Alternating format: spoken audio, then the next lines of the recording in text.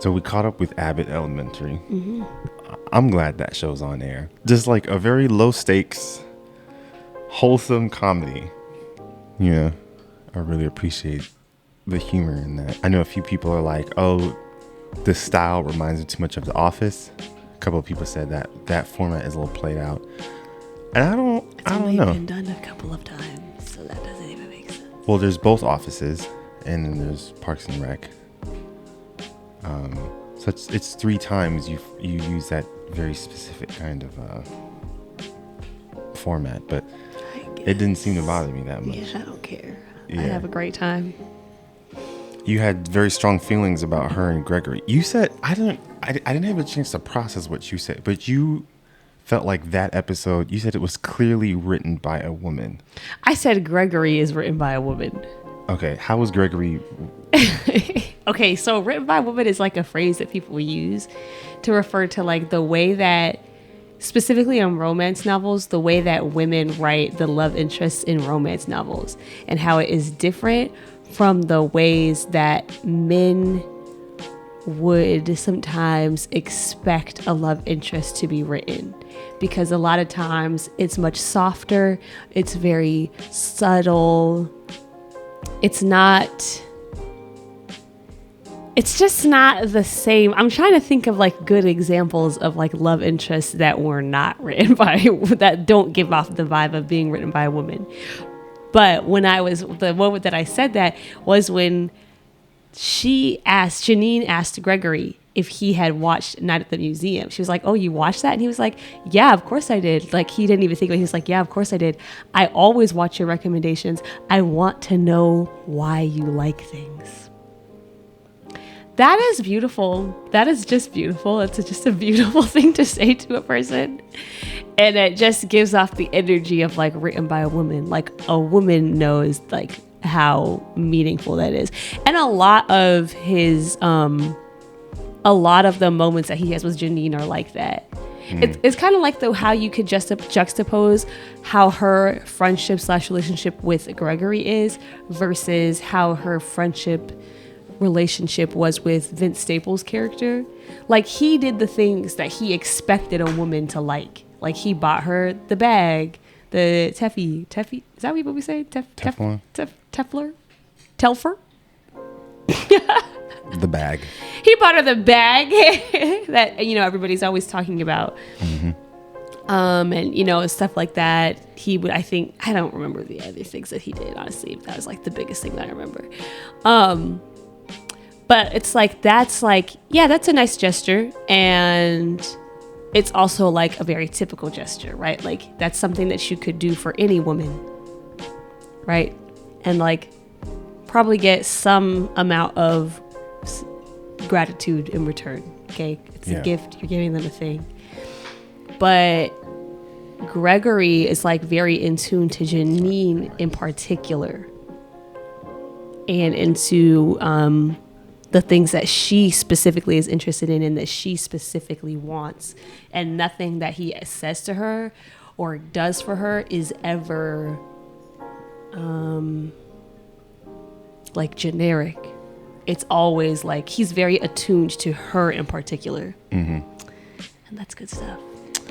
This made me think of, I don't know if it's too much of a pivot, but it made me think of House of the Dragon, when there were women writers that would write like the sex scenes. Oh. And how you could see the difference in this first season versus the sex scenes in the first season of Game of Thrones. Like the camera angles, where they shot, hand holding was a lot more intentional. The focus was on the facial expressions and reactions of the woman versus the camera, which primarily can sometimes focus on their body parts. With House of the Dragon, you really saw them. Oh, honestly, it's because all the sex scenes made me so uncomfortable because they were all incestual. So I didn't pick up on that. But that kind of reminded me of that. Like that the episode with Rhaenyra that was being juxtaposed with Alicent. that I could tell, like, there was a very clear intentional effort that you're not trying to like glamorize either of these situations. And I do wonder if that would always have been conveyed as accurately if you didn't have a man, or excuse me, if you had anyone other than like a woman present who understands what it means to like be in uncomfortable situations like that. I don't know if I'm making sense. No, it makes sense. Yeah. It does make sense. Yeah, I could definitely see that being like a comparable situation. Although I mean, it's a little bit different because it's like not romantic. It's supposed to be like unsettling. But I feel like it's the same concept. I feel like that the scenes with her and Damon on the beach, was that supposed to be romantic? I don't know. I couldn't find it romantic personally, but other people did. So that they ship them. It's odd. It is odd. Some of y'all need to check in with yourselves. You really need to start thinking about this. Okay. Yeah. It's weird. I know that I'll probably get flack for it, but we definitely had some reactions to the last video that we posted when we talked about the race swapping, and like people just they kept bringing up,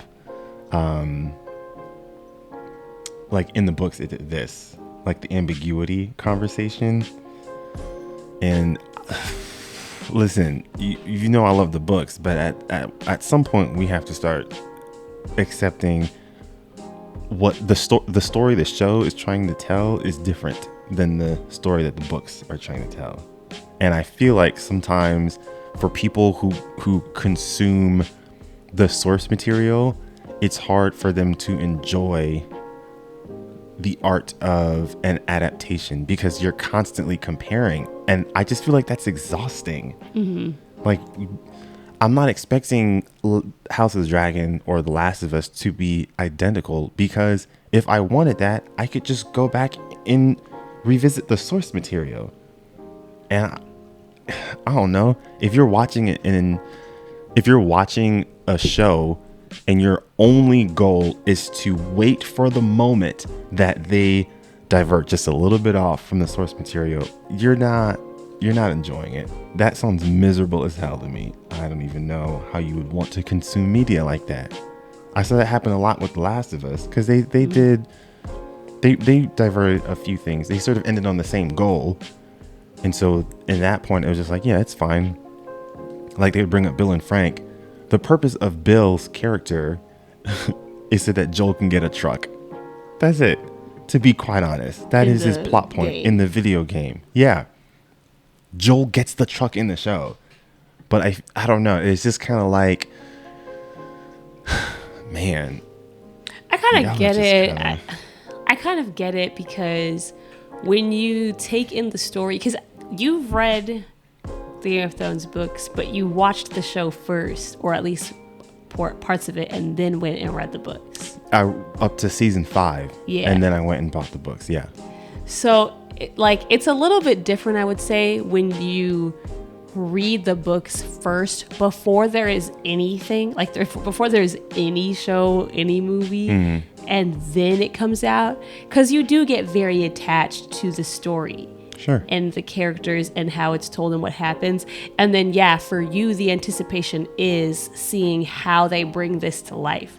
So I understand a little bit, like, some of the disappointment when things don't exactly go. You're robbed of that moment. The way that you expected them to. Because, yeah, sometimes you're waiting for this thing and then they just don't do it. And that can be a bit of a letdown.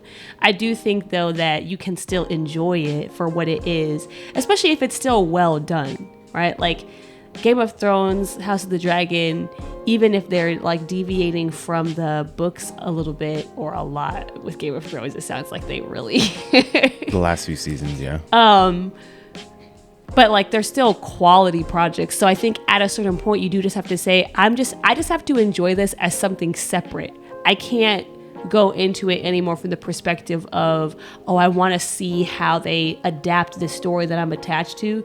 At some point I feel like you just have to think of them as two separate things, separate projects, creative projects on their own, and then enjoy them each for their own merit. But I think the difficulty with House of the Dragon, part of the marketing was that, the books are just sort of like hearsay, like he said, she said, they said, yada, yada, yada. And the show is going to fill in the gaps of the accuracy. And they did do that in a few moments, but then when they divert in other instances, it feels inconsistent with what you told us the purpose of the show was. I think that's part of it. Yeah, I feel like that doesn't go with this ambiguity conversation, though, because the reason why it's ambiguous in the books is because it's written from that hearsay perspective and people don't know. But like, if you're trying to give us an accurate account of what happened, then you're going to tell us whether or not those were her kids or not. But I think the purpose is, if you were trying to go book accurate, it would be a situation where the viewer knows, but the people don't in the show don't. That's where I think it probably would have went to.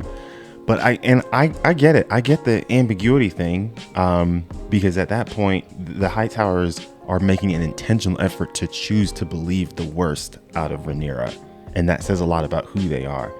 That's fine. I think what I was trying to get across, and maybe it didn't come out as clear in the video that we posted, was I don't think that is the narrative, the overarching narrative that the showrunners wanted to portray in the show. That's what I think is the point, because you had seen on multiple instances where like Viserys kind of uses that throne to like protect his daughter. In a few instances, he finds out what happened with Daemon. And he fires Otto, rightfully so, because he was kind of, he was scheming. But he hides it all. He gives Rhaenyra the plant tea. You know what I mean? He lies about, he knows that Rhaenyra is kind of sleeping around, and he just kind of turns an eye. And those things are not wrong. But I think that's sort of like the relationship between him and Rhaenyra. That I think was the focal point that they wanted people to draw into. And so if that's the creative choice you went with, I understand it and chose to enjoy it. I think that, yeah, that's part of it. And I get the thing of like wanting to see favorite moments adapted. I've played The Last of Us at least 10 times, at least. And I still was just like, let me enjoy what they're trying to do on the side. Mm-hmm. And I feel like sometimes people aren't able to do that. Yeah. I think you're right. But, yeah. I forgot I was going to say something else related to House of the Dragon, and it just slipped my mind. My iPad's dead, so I can't pull out my notes. I'm winging it. Attached to your iCloud. What am I going to do? Am I going to stand over there? Get your phone or something. No, that's too much. You haven't started Attack on Titan yet, have you? Nope. I recall someone saying... Hey. I've said a lot of things in my life. You have. Mm-hmm. And one of them was a lie. You know what I was thinking about the other day? Have you experienced post-television grief? Like a post-TV show grief? Like when a show ends? Yeah. Like what are some examples of post-television show grief that you've had? I feel like the thing is there's not that many shows that I watched that I started when they aired and I finished when they aired. Oh no, I don't think that's a prerequisite. Well, it's just what you were with it all the way to the end, regardless of when you started. But you were with it when it ended, I guess. Yeah. Sorry. No, you're fine. I think the only ones I can really think of where I did that are Game of Thrones and Insecure. A lot of the other shows that I watched after they finished, or I didn't finish them, like Scandal, Grey's Anatomy. Like I was into like Scandal, Grey's Anatomy, Pretty Little Liars, like all those, but I dropped out like before they ended. I didn't finish them. So you've never really had that grief. I mean, with Game of Thrones, I was really sad, but I was sad because it sucked.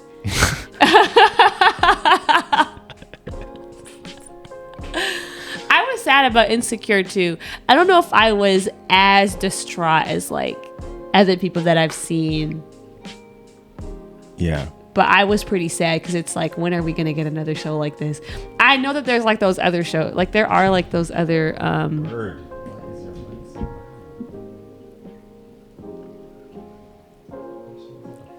I know that there are those other shows about like black women friends, but they're just not the same. No. They're just not the same. So were you... Did you have that grief with Insecure? It doesn't sound like you had it like that. A little bit. I know I'm not by myself when I talk about the post-television grief. No, I don't think you are. I just don't think I've had that many experiences with it. Because that thing, sometimes that thing hits me hard, man. I know with Game of Thrones, that was really difficult. Like a real grief period of like this show that I had been going, this journey that I had been going on with this show for like 10 years where I consumed nothing else but that, with the books, the show itself, the YouTube breakdowns, you know, the fan theories, the Reddit threads, the live Twitter jokes and memes. And then it was just like after the finale, it was just gone. Mm-hmm. Like that was just, it's like a weird phenomenon that fans have with television shows. It becomes like this, almost like a person in your life. And then when it's done, it's just kind of ended so abruptly. And there was like no good replacement for Game of Thrones. That's, I think, was part of the problem. Because I feel like when I finish a show that I've been binging, I'll be like, dang, like this is sad because like now what am I gonna do? But usually I can find like something else that's good, else that will like kind of fill that gap. Right. But Game of Thrones, there just wasn't really another fantasy show like that. No, and I think the way that they were able to bring fantasy to life for television, it was a kind of escapism that no one had done before. Like you were fully immersed in that world. It was incredible. And then when it ended, it was just like, I don't know what to do with myself. I remember when that finale finished, and then the next day I had to go into work, I was just a zombie. I didn't know what to do with myself. I was just like, I'm just going to close my office door and just be by myself because I don't really know. It was crazy. Yeah, like it was sad. I didn't know that it was. Mm-hmm. I don't think I get it like that. It happened with Game of Thrones. It happened with Friday Night Lights. It happened with Breaking Bad. It happened a little bit with The Wire. Orange is the New Black.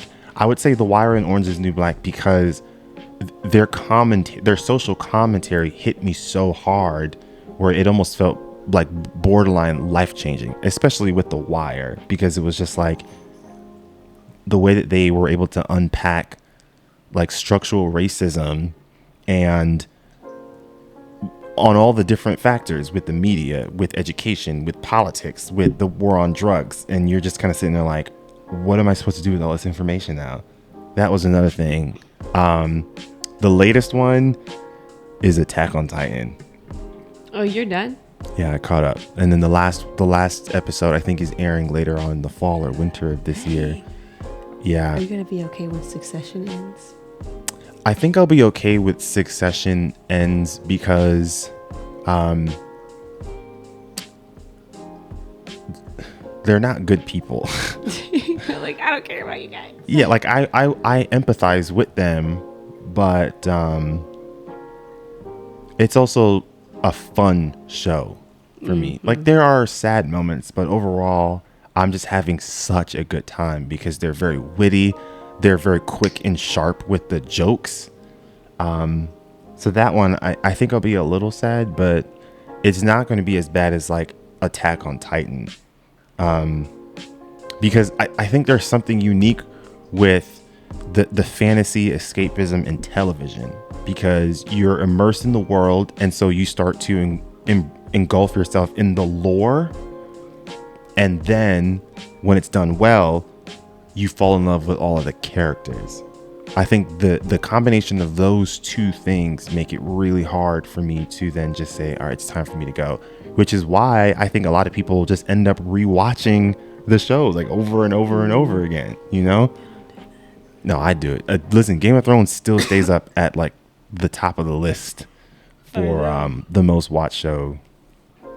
But yeah, I was thinking about that when I finished watching that episode. I hadn't been able to think about anything else except for Attack on Titan after I had watched part 2 of the finale. So there's 3 parts, I believe, and it was just kind of like, it's about to be over. Yeah. And I know it's like people were giving me suggestions of other anime that I could watch to replace it. And I'm sure that they're going to be phenomenal, but there's just something unique about that show where you just made this like special bond with. It happened with, oh my God, with Lost. It was rough with Lost. That one, it was just like, the finale just had me bawling. And I was just kind of sitting there like, well, it's going to be a while until the show could have that kind of reaction out of me. So. See, finales do make me sad. I will say, like, when I watch finales, there is just something about the tone of a finale that is just extremely sad. Yeah. They always do something to, like, I feel like I'm sure that there is a show out there like this that ends where it's just like, and everything stays the same, and in your mind, these characters just continue on like this every day for the rest of their lives. But most finales do something to, like, close out the chapter. Like in Fresh Prince of Bel-Air, they moved out of the house. That shit was sad. Yeah. That was very sad. When he like looked back? Yes. And the even room in was empty. Freaking Hannah Montana. Oh, I never watched Hannah Montana. Are you like embarrassed by your laugh? Oh man, sorry. It's just funny because we like make a joke about that where they play that song, ooh, yeah. And you see her like waving at the window. No, I didn't watch Hannah Montana like at all. I watched that entire show. Like I watched every single episode of that show. So no post grief with that one. No, it's not grief. Like when I watch the episodes, I'm sad, but then like I'm okay. Like how quickly are you okay? Damn. I don't know. Like maybe are like you dead inside? I don't know. It just doesn't last that long. I feel like I'll find something else to distract myself with at some point. I get really sad when I finish books too. Oh, see, that's what I was gonna ask. Mm-hmm. Do you feel that sense of loss when you're done with a book or a book series? I would say with an individual book, I definitely get very sad, but it doesn't last a long time because I've only been reading it for like a couple of months. Yeah. I have to like decompress. I finish the book and I have to put it down. I'm like, okay, like that's done. Like that's yeah. And then I'll like do something to distract myself and I'm okay. Finishing a series of books, now that is something else, okay? Because that's different than a TV show. It's like you have poured hours of your, like, okay, with a TV show, you've also poured hours of your life into it. It's different with books. It's just something about a book. It's like, I feel like it's more time. Like you spent more time in it. And you've like conjured up all this stuff like in your head. Like it's very personal. Like you've been experiencing this journey personally on your own, like in your mind. Yeah, your whole creative mind was so integral to like finishing Harry Potter was a big moment. That was big. And I finished that. What was that like? I mean, it was very sad. I feel like that's probably the closest I've gotten to the grief that you're describing of just like, okay. And also that's the thing where like, I mean, and I started late because my parents didn't let me read Harry Potter for a while. That is the devil.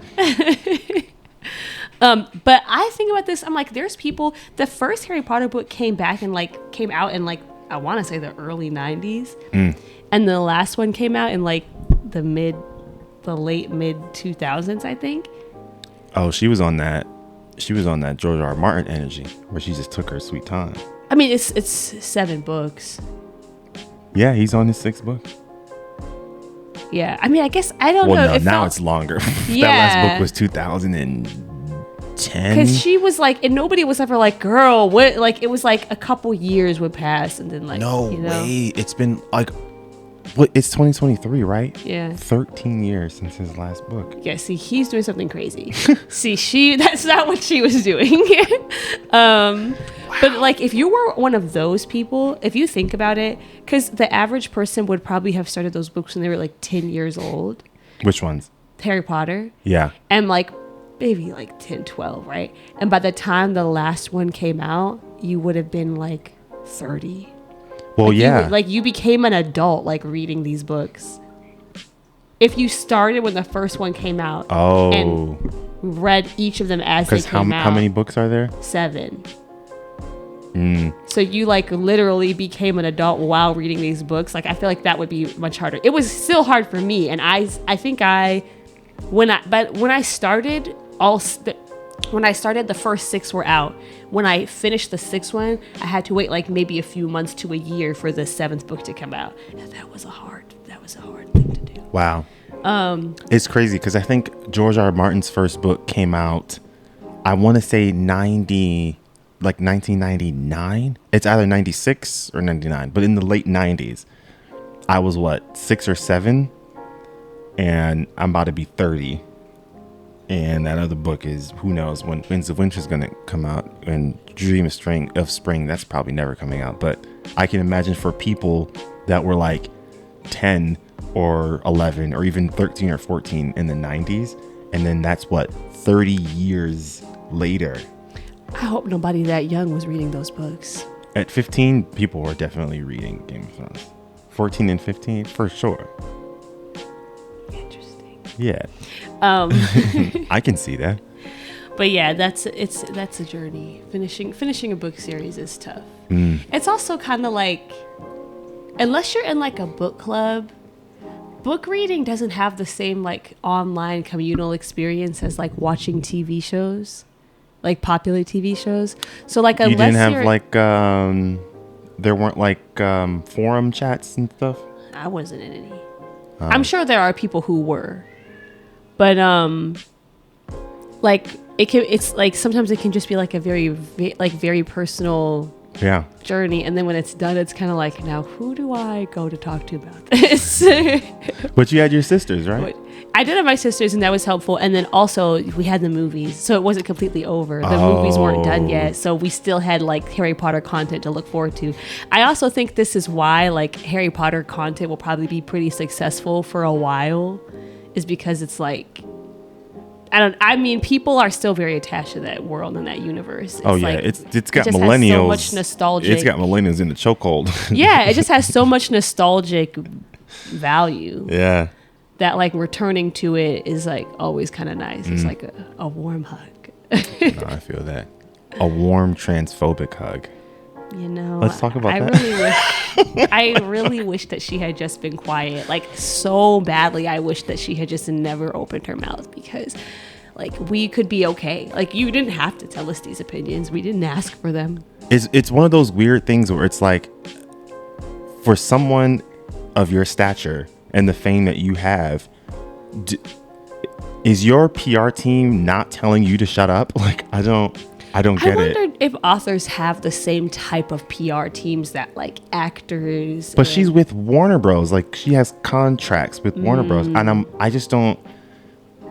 Are you not worried that it can hurt? Like, I don't know. Maybe they're like, yeah, I think it's big enough, so it doesn't matter. I think it also is, if you're like an actor or an actress, like, if you do something that is problematic enough that gets you like blacklisted, like, you don't get gigs, like, you don't make money, like, that's kind of done for you, right?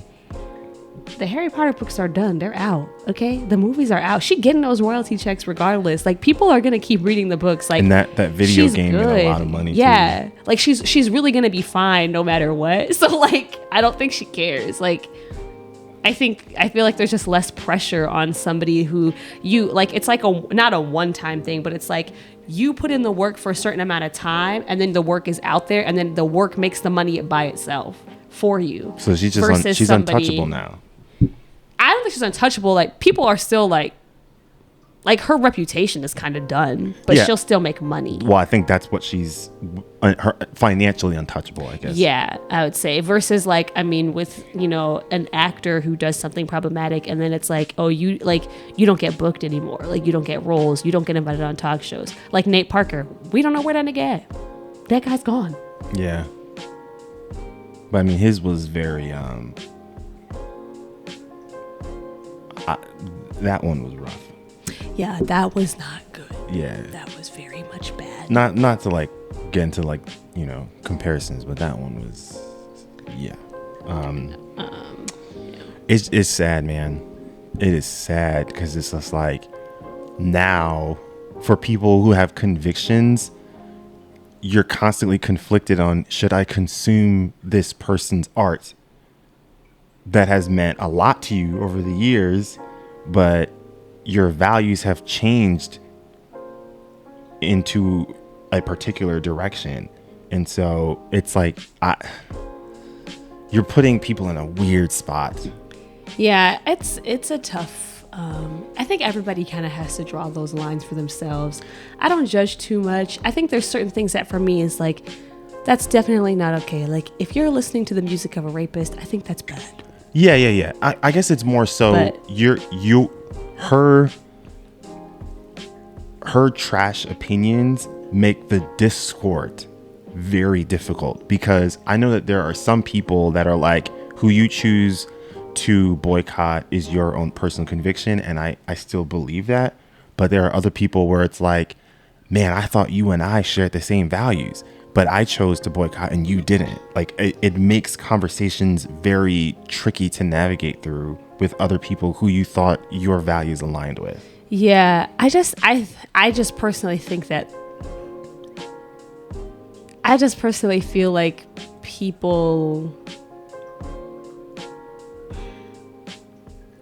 I think if there's a person who has actively harmed a human, like physically harmed a human being, I think it's fair to be like, we should no longer engage with that, right? Yeah. I think when you get to other things is when it becomes a bit like more nuanced. Yeah, I feel like it's like a little less black. It's like the conversation with Kanye. Like Kanye has trash political takes like all the time. Yeah. Like guys, he's not well. Okay, we know, but like I don't judge people for listening to Kanye. You know, I think it's kind of, I don't know, it gets murky. I think the thing with J.K. Rowling is like a bit. The problem with what's going on with J.K. Rowling is that while she herself might not be actively harming trans people, the timing and what's happening around her while she is spewing all of this rhetoric is very bad. Well, I think that's where people sort of draw the line with how you support J.K. Rowling's work, because with what we're seeing happening to transgender people, you fueling that rhetorical fire, I don't blame people for seeing that as a contribution. Mm-hmm. And I think that's what makes it difficult. Yeah. I know I saw there's a creator on here, Speech Prof, I think. He's got like a pretty big following. But he talked about how him and his wife, who both, I believe, grew up like loving and reading the Harry Potter books, made the decision not to introduce it to their children. They were like, I think, we'll just find like something else. Like we'll find another really great like fantasy work or, something else to get them into that's, can be just as impactful for them in their lives. But it's like, I feel like that was a good line to draw. It's like, we read them and like our attachment to them is there, right? But we can decide not to reintroduce or reattach a new generation of people to this story by this woman who we know has said and done such horrible things. That paired with the fact that right now there are so many like fantasy young adult novels and series to get kids into that are more diverse, that have a more diverse perspective. You don't got a race swap. That are at least written just as well, possibly sometimes better, right? Like, I will say that's one thing. I've seen some people online try to lie and say that J.K. Rowling isn't a good writer. And I was like, you guys need to be for real. I'm so sorry. We need to be honest, okay?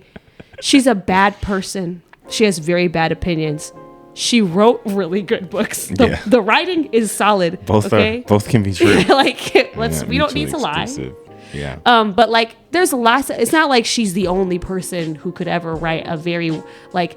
I think the thing that made Harry Potter stand out at the time was that it was a story for children, but the writing was like, sometimes you read children's books and it's like, this is a book written for kids. Sure. Right. Her books were like, this is a book for children, but the quality of the writing didn't feel like that.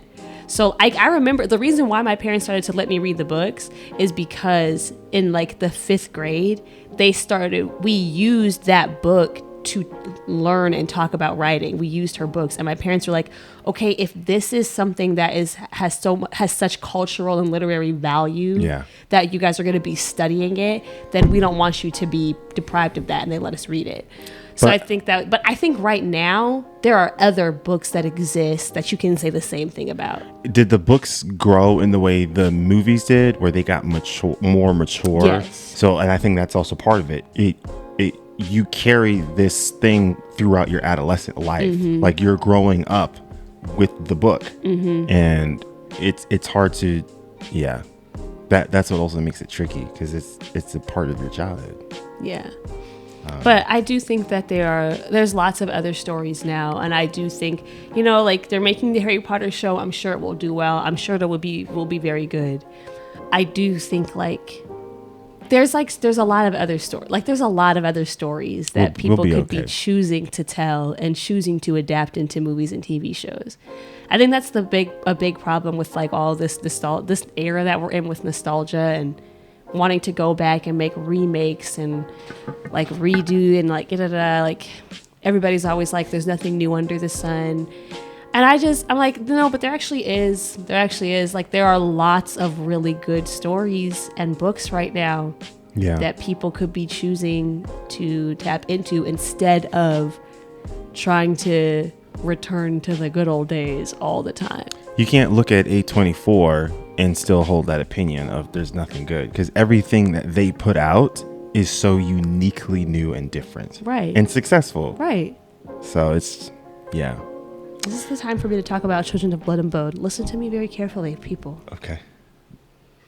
If you liked Harry Potter, if you like a good magical fantasy story about teenagers that has action, adventure, family, friendship, romance, you need to be reading the Children of Blood and Bone series, because it's phenomenal. It's very well written.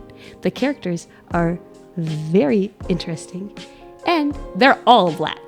Oh, it's absolutely lovely. Oh, so this is a shout out for anyone that is a black fantasy nerd right now. Yes, and a lot of them will already know. Like a lot. It's not like it's like obscure. It's like a pretty popular series. But if you haven't read it yet, you need to. Even if you're not a reader, you need to be reading young adult novels. That's what you do. If you're like, man, I used to like to read, now I never read, go read a young adult novel. I promise you'll get into reading again. But yes, and that's not the only one. Like there's a ton. There's lots of options.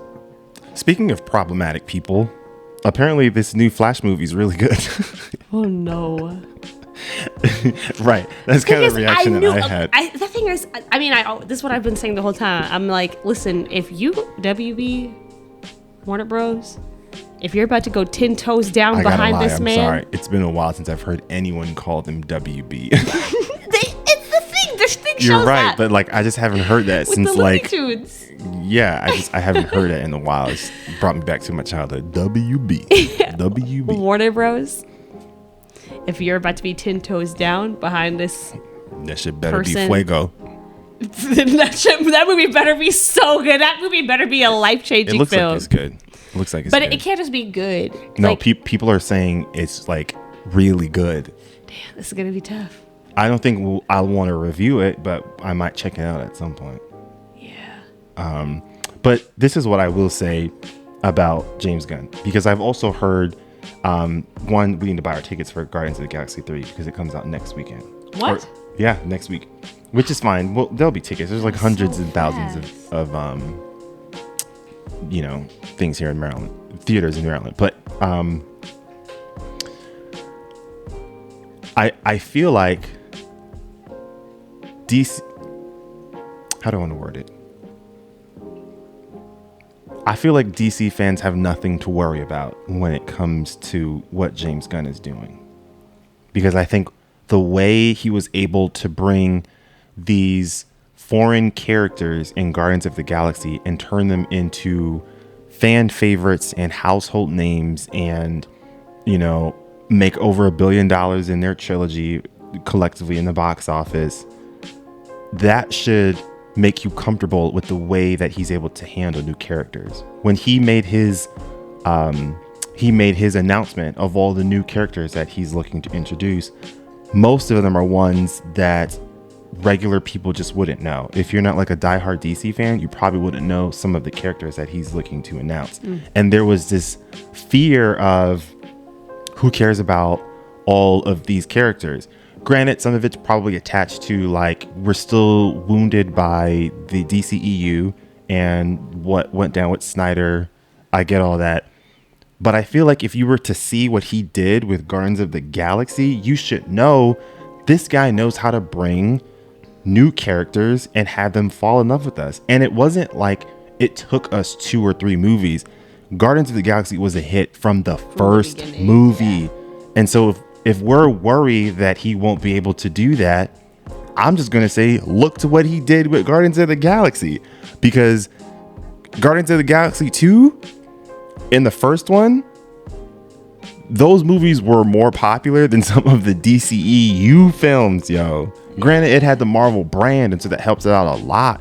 But, like, come on now. Like, let's not act like Groot isn't just a money-making machine for kids, for even adults. Like, everyone loves these characters now. And so I feel like if you were worried about the future of the DC universe, I think we're safe.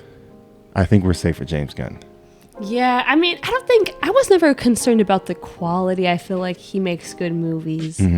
I was a little concerned about the tone. I just feel like does he have the variety and range? The tone of what he does seems very different from the tone of DC, and I don't want DC to end up being like the same as the MCU, you know?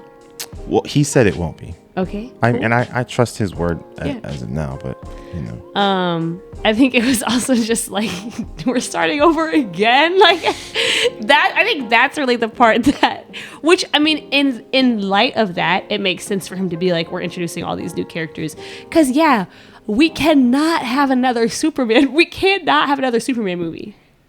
We cannot. He is making a Superman movie. Yeah. It'll be different though. Superman. It's going to be very different though, from what I've been reading. Okay, so I'm interested to see how he adds a twist to it, because I just think it's one of those things where it's like, am I gonna go and I'm gonna watch the origin story for Clark Kent again? Am I gonna go and watch the origin story for Bruce Wayne again? Yes. I just don't know. Man. We're gonna go watch it. Come on. It's Superman. We have to. My goodness. I know James Gunn's gonna do great. Also, other blockbuster movies. Why is Barbie releasing on the same day as Oppenheimer?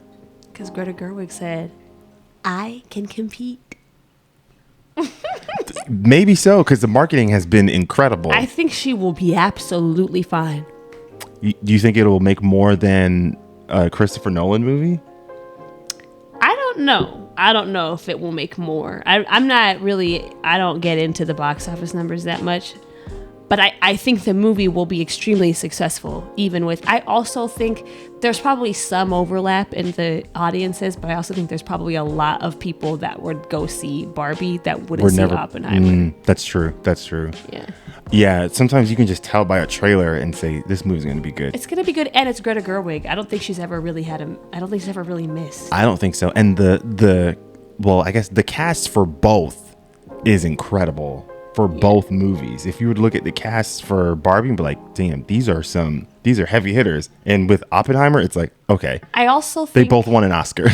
I also think that the public discourse around Barbie is a lot more prevalent than Oppenheimer. I think Barbie right now is like very culturally popular and trending. Like, but that movie is that's like, part of Nolan's appeal though, with his mark. He never reveals a lot. No, he doesn't reveal a lot, but there is buzz. There will be buzz surrounding a Christopher Nolan project coming out, I think. It's not a viral buzz. It kind of feels like a film talk buzz. Yeah, maybe that's it. So maybe he'll be, yeah. I mean, he will be fine, obviously. Yeah. But I think like the Barbie movie is so prevalent right now in conversation. I think she'll be perfectly fine, even with opening the same very weekend. intrigued. I It'll am be very intrigued. All right, so who are we choosing to go watch first? Barbie. Why was that so quick? I love Christopher Nolan movies. I've never been like, I must see it opening weekend. What? I don't think I've seen any of them opening weekend. That just hurt my soul. That's my favorite director ever. No, I love him. I love the movies, and I know I'm gonna like them. Yeah. But I think Barbie will be talked about more faster because it's just talked about more in general right now. More faster. No, like it'll be talked about more and it'll be talked about faster. Yeah. So I want to get in there so I could talk about it too. Last thing before we wrap up, I do want to chat a little bit about Snowfall. Not too much about the story. That's fine. I have felt a little bit of post TV show grief with that one.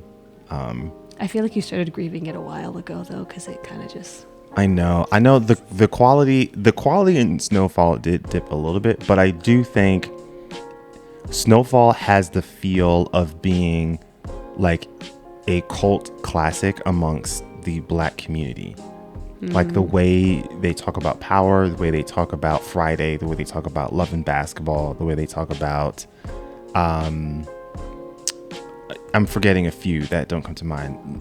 Like Do the Right Thing or Juice or these like what's the movie? Ricky Morris Chestnut Shot in Your Back Looking Boy. I can't remember. But that did not even ring. But I'm very much not. I just didn't grow up on a lot of these films. Yeah, but I get that feel with Snowfall. Somebody on TikTok, I don't remember what their username is, but it's really stuck with me. Where when you watch other shows that are made in the 80s, it's met with a very positive nostalgia. But it's like Black people don't have that privilege to hold positive nostalgia when you think about the 80s, because that's when a lot of stuff hit the fan, because you're getting the war on drugs, you're getting the war on crime, and it's starting to crack down very heavily. Like very militarized version of the war on drugs really hits the fan in the 80s. That's when the crack epidemic really takes a toll on these communities. Even when you're watching Snowfall, just in that 6-year period, you're watching these neighborhoods in Compton just deteriorate over time. And, you know, I think that one of the creators brought up Stranger Things, and it's true. There is like a novelty around the show that makes you kind of fall in love with the 80s. Like they talk about when the mall was introduced, and like it's like this big thing and everybody wanted to go there, and the music of the 80s was incredible. But I feel like when you think about the 80s for Black people, you're thinking about sadness. That is a very good point, because I never thought, because I grew up hearing about like the Breakfast Club, 16 Candles, St. Elmo's Fire, and those are all like, what was that group called? What was that group of actors called? Somebody will know if we post a clip about this. Like somebody in the comments will know. But like, you know, Molly Ringwald, Rob Lowe, they were like a group, and they did a bunch of different movies together in the 80s, and they had a name, and they always worked with that one director. But like, yeah, I grew up hearing about those, and I watched them. But it's true, there is not like a Black equivalent for that from that era. You don't really start hearing about Black media in that way until the 90s. Yes. Until like Spike Lee. Although Do the Right Thing came out into the 80s, I'm pretty sure. But it was like very in. I want to say like maybe 89. Yeah, I mean, it has the 90s kind of feel. You know, it has the 90s spirit. But that was something that I had been really thinking. Like, it's been on my mind since I saw that TikTok video, because I'm like, yo, it's true. The only time we can experience a positive experience in historical media that depicts the Black experience is like civil rights era with like certain moments of it, you know, like when the bill gets passed, the voting rights bill gets Okay, because passed. I was gonna say like that's not joyful. No, I know, but like you can like pick Yes, happy moments yes. out of it. But those are still not projects made in that time. No. It's projects made about that time. Yeah, but even now, like the nostalgia factor that you can pull in for any generation of white people, you can find these incredibly positive historical nostalgic moments, right? You know, 50s and the 60s, and you've got your That stuff is a lie. But no, yes. I know, but you know, you've got I know what you mean. yeah. Leave It to Beaver or whatever the heck that show is called. And then I don't know, but I Dream of Jeannie. you just don't have it that much for Black people, and yeah, that also made it quite sad. But So I mean, so much of the art for coming from Black people in that time was focused on getting white people to pay attention to the cause and the struggle. That's part of it. Just like so much of it was dominated by that. Because like the ones that I can think of, like I can think of a couple. There's that. Oh man, what's the movie called?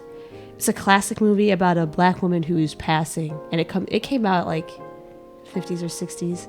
That's another thing that like somebody in the comments would know. I can't remember, but it's like very famous. And people do talk about that, and it was a Black actress playing. I mean, she was a Black actress that didn't look Black, but she was a Black actress. And then there's also Guess Who's Coming to Dinner, but that's you know, yeah. But yeah, so just so much of our energy was spent. That's why other Black people didn't like Zora Neale Hurston, because she wasn't doing that shit, and that's why they didn't support her. Was that the artist you were telling me about a while back? She's an author. The books that she was writing? Yeah, Their Eyes Were Watching God. Yeah. A lot of her work was... She wrote for Black people. But at the time, a lot of Black people, like Langston Hughes, etc., were like, we need to write for white people so that they'll pay attention to what we've got going on. Which I understand. I get that. But Yeah. that's why her stuff didn't get famous until she died. I was going to say, it feels like she had like a Van Gogh moment. Yeah, she died penniless. She literally died like, yeah. She was like dependent on this white woman who like sponsored all of her trips and stuff, and she like wrote letters like begging her for money. And That's sad. yeah, it's like super tragic. Very, very, very, very, very sad. On a lighter note.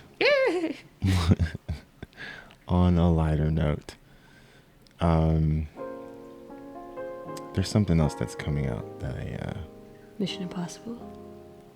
there's Mission Impossible. Marvels. Yeah, there's Marvels.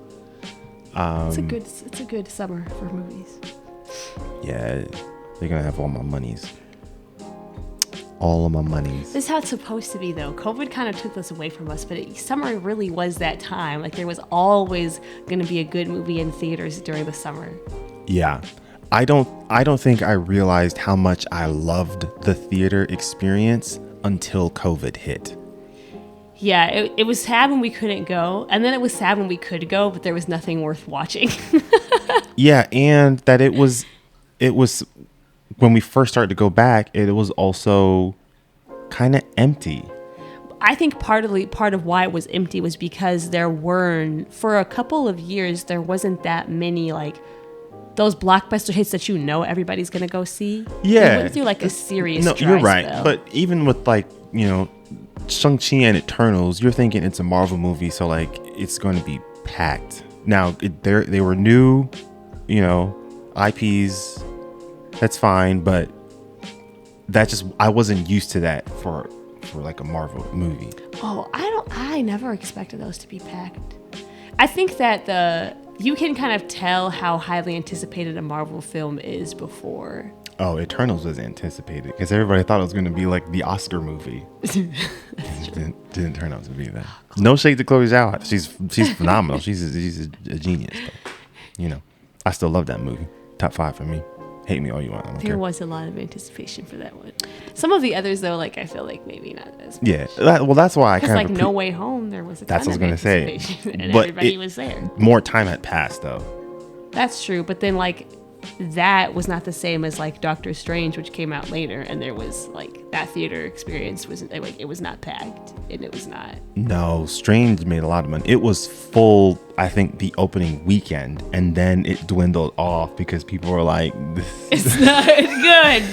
It was fun. But It's not good though. It didn't have the No Way Home feel. But yeah, I've thought about, you know, how I almost took the theater experience for granted. And then when COVID hit, it was like, bro, I miss this so much.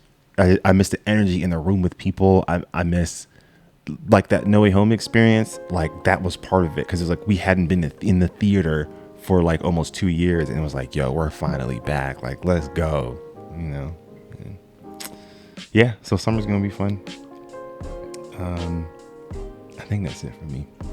Anything else you want to add? Any shout outs? Any book shout outs? I know you did a couple of those today. No book shout outs? Let me think. Let me ponder. What are the books that I have read this year? I need my phone because I actually did read some really good ones. I need to go on my Goodreads to find them. Goodreads.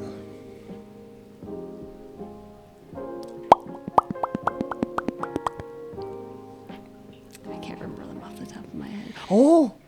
Oh. Black Friday. It's a collection of short stories. About after Thanksgiving? No. One of the stories. So basically, it's kind of like Black Mirror. Oh, there's a trailer for Black Mirror, by the way. Oh shoot! Yeah, it's got Aaron Paul in it. What they gonna talk about? Everything has already happened. No, there's always more. Yeah, that's terrifying reality. It's kind of like Black Mirror, but all the stories are about Black people and Blackness. So it's like they take the everyday realities of Black people. He, the author, takes the everyday realities of Black people, but then he pushes it to like this absurd extreme level so that reading every single story is just like a wild ride. Like it was so good. I literally read the book in one sitting. I went to the library. Whoa. I came home. I sat down on the couch.